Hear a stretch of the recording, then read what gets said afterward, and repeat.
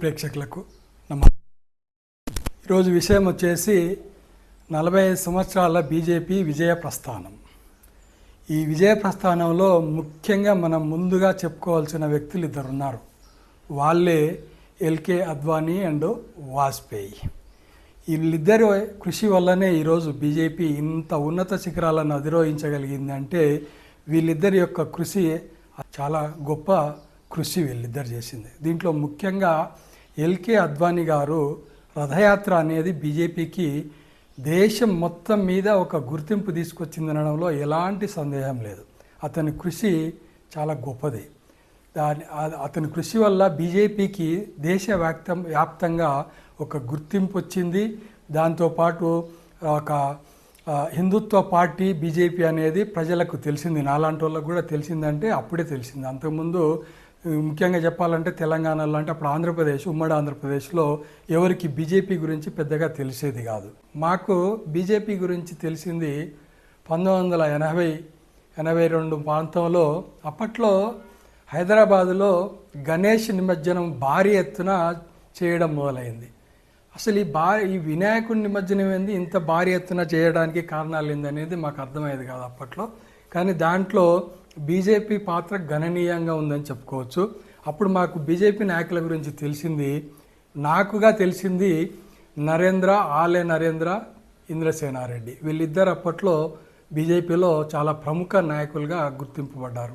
మాకు తెలిసింది ఇంకా ఉన్నారు బంగారు లక్ష్మణ్ అట్లాంటి వాళ్ళు, కానీ వీళ్ళు మాత్రం కొంచెం అగ్రెసివ్గా ప్రజల్లో కనిపించేవాళ్ళు. సో మాకు వీళ్ళు బీజేపీ అంటే వీళ్ళనే తెలిసేది అప్పట్లో. తర్వాత 1990లో అద్వానీ రథయాత్రతో మాకు బీజేపీ గురించి కొంచెం గట్టి అవగాహన ఏర్పడింది.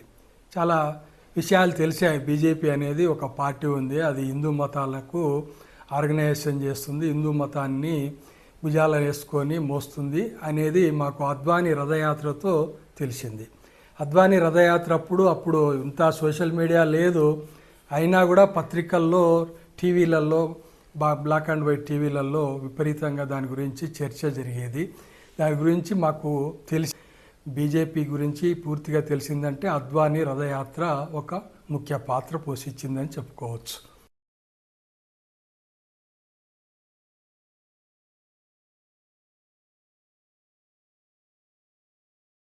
మతాలకు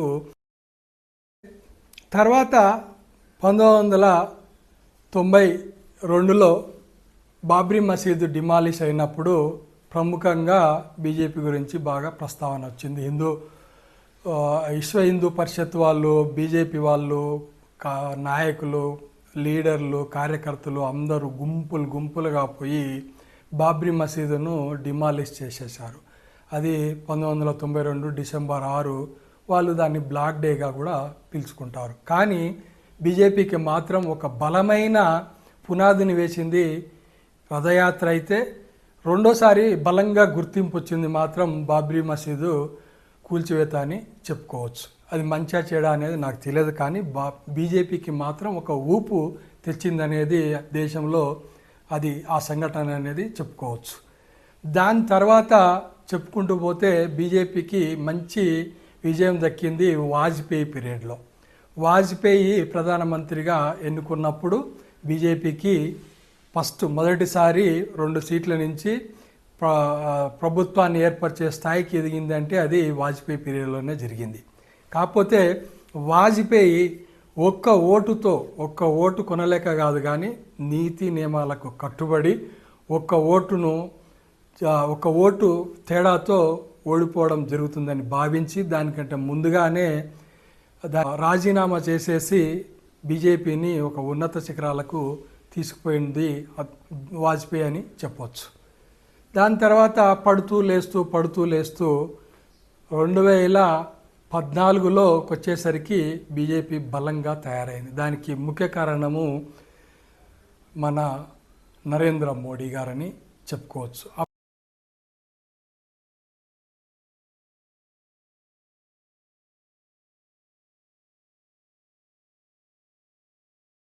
అప్పటికి నరేంద్ర మోడీ గారు గుజరాత్లో 3 సార్లు ముఖ్యమంత్రిగా కావడం అతనికి కలిసి వస్తే, దానితో పాటు కాంగ్రెస్ యొక్క పతనము, కాంగ్రెస్ యొక్క నిర్ణయాలు మోదీకి ఆయుధాలుగా దొరికాయి. కాంగ్రెస్ అంటే అప్పుడు సిబిఐ, ఈడీలను ఎక్కువగా ఉపయోగిస్తుంది. కాంగ్రెస్ బ్యూరో ఆఫ్ సిబిఐ అంటే కాంగ్రెస్ బ్యూరో ఆఫ్ ఇండియా అనేది ప్రచారం చేస్తూ మోదీ తన బలమైన వాక్చాతుర్యంతో దాన్ని ఉపయోగించుకొని, ఆయుధాలుగా ఉపయోగించుకొని కొత్త గవర్నమెంట్ రావాలని ప్రజలు కోరుకుంటున్న టైంలో నరేంద్ర మోడీ యొక్క వాక్చాతుర్యంతో దాన్ని సఫలీకృతం చేస్తూ 282 సీట్లతో నరేంద్ర మోడీ గారు ప్రధానిగా కావడం జరిగింది. ఇంక అక్కడి నుంచి బీజేపీ అప్రతిహతంగా మూడోసారి కూడా గవర్నమెంట్ను ఫామ్ చేయగలిగింది. ఇదంతా బీజేపీ యొక్క ప్రస్థానం. ఒకప్పుడు 2 సీట్ల నుంచి మొదలైన బీజేపీ ప్రస్థానం 282 సీట్లకు ఎదగడంలో పెద్ద పెద్ద వాళ్ళ పాత్రలు ఎన్నో ఉన్నాయి. ఇందులో ముఖ్యంగా మనం చెప్పుకోవాల్సిన పాత్రలు అద్వానీ, ఎల్కే అద్వానీ, వాజ్పేయి, మురళీ మనోహర్ జోషి, సుష్మా స్వరాజు, ప్రమోద్ మహాజన్, వసుంధరాజ సింధియా,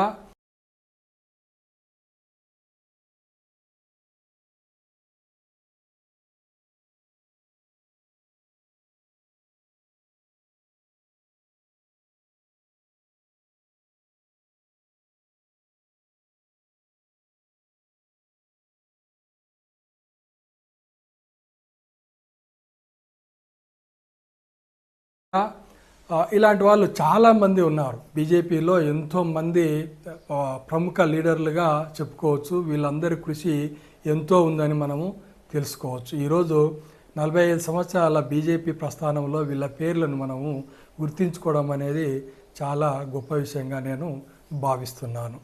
నా వీడియో నచ్చితే సబ్స్క్రైబ్ చేయండి, షేర్ చేయండి, లైక్ చేయండి.